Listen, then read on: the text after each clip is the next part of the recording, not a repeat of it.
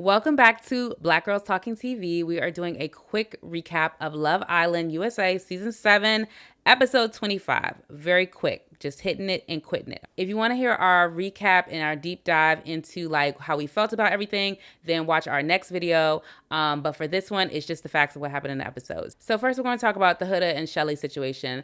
Basically, Huda pulls Chelley. Chelley says yes in the moment, but then she says, hey, I'm not really actually ready to talk, and so can we talk in the morning. It was very calm, but Huda took it in a way that was not the best. Huda's crying a lot. She's venting to the new girls a lot, Amaya a lot, and Chris. She starts venting to Chris a little bit more, and he kind of reassures her, and they get a little, close. But essentially, Chelley and Huda never have this conversation.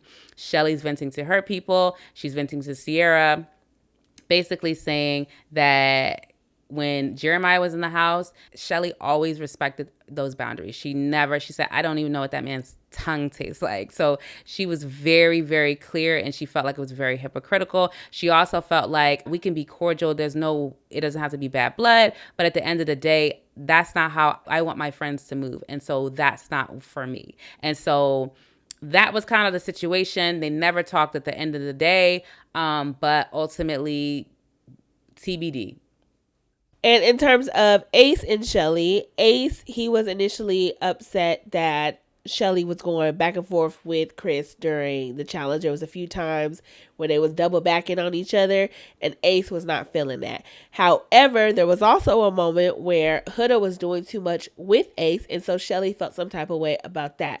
When they came together to have a conversation about it, it was just a lot of back and forth and going in circles, both of them pretty much stating what they had a problem with, and there was never like a meeting of the minds or a compromise, which left them in a place where Ace was trying to basically say he wants to close things off, but now he has to question it. And Chelley is like, you wanted to explore, and now I'm exploring. And so we kind of see them have like a breakdown, and it just kind of leaves there with them. And so we're going to have to see what happens in the next episode when we pick up in their storyline. Yes. Jumping back to Huda, like I said before, Huda and Chris, they were getting a little closer, and all of this talk, Chris is getting frustrated with Chelley, or not like he doesn't vocalize it, but he says sort of towards the end of the episode that like he's not getting enough validation from her. He's starting to go closer to Huda because they're having these conversations, and he decides at the end of the episode, he tells Huda that I'm going to put less effort into Chelley, and I'm gonna put more effort into you. So that's kind of where they leave things, and they're moving forward. He does make a comment about always attracting emotionally unstable women, and he says something like, I don't know if you are that or not, and she's like, I'm not. So we don't know what's coming, but anywho. Yes. I think it's also important to note that in one of the conversations between Huda and Chris, Huda alluded to the fact that because she's pretty, that is the reason why Chelley is having the reaction that she's having about the Huda and Ace situation, and possibly that Chelley is mad that Huda keeps stealing all of her men. Even though that's not even what's happening. Yes. And I forgot to mention, let me say this one thing, because she was setting it up like Chris chose Huda when they decided to recouple because he was interested in her more, as if she really did steal her man, but she didn't. It seemed like a ploy. But anyway, yes.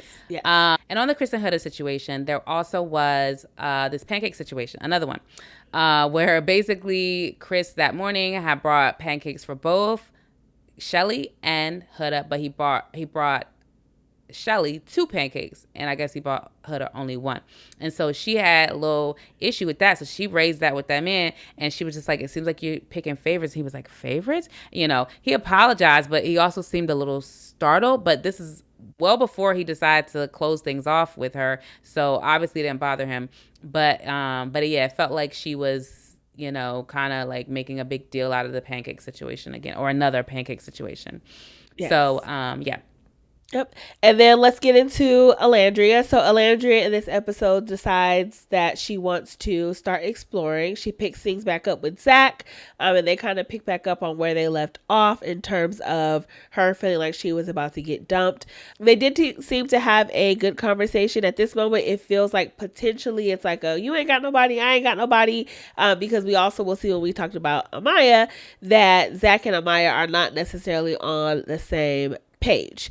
There was a time where Alandria was seeking some advice from Chelley and Cierra, and Chelley felt like Taylor was still open to exploring with Alandria. And so Alandria right now is still viewing Taylor as an option, even though it does not seem that that is the case.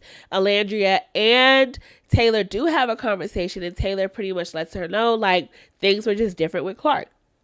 I felt things that I've never felt before with Clark, that she gives me butterflies.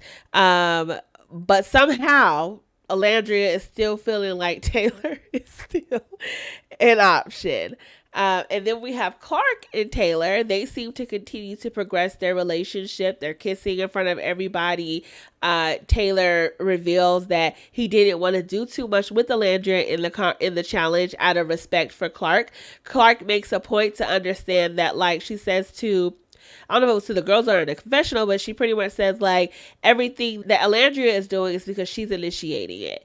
And everything that Taylor is doing with me is because Taylor is initiating it, stating that there is a difference in how they are treated. And so Clark is like, baby, this ain't no triangle. We can call it that, but it really ain't that. Taylor does also say that he is still exploring Alandria when Clark asks, but it seems like that's like it's a whatever type of thing.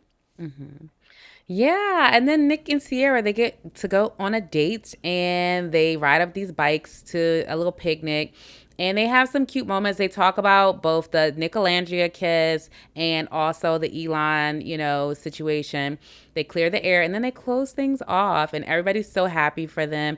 Elon, of course, not happy, although he did jump in that circle. I was like, what's happening? But Yeah. they are closed off and that's the big news. And Nic asks her, like he specifically says, can we be closed off? And she says, yes, I accept. And it was like a little cute moment. So yeah, that's with them. Yeah, and then let's get into Amaya a little bit. So Amaya, not surprisingly, because Amaya is a great person, but there was a conversation between Chris and Elon where Chris was like, man, Amaya is so fine. Like, and Elon is like, yeah, she has a really big heart. And so it seems like Chris and Elon both might try to start exploring with Amaya.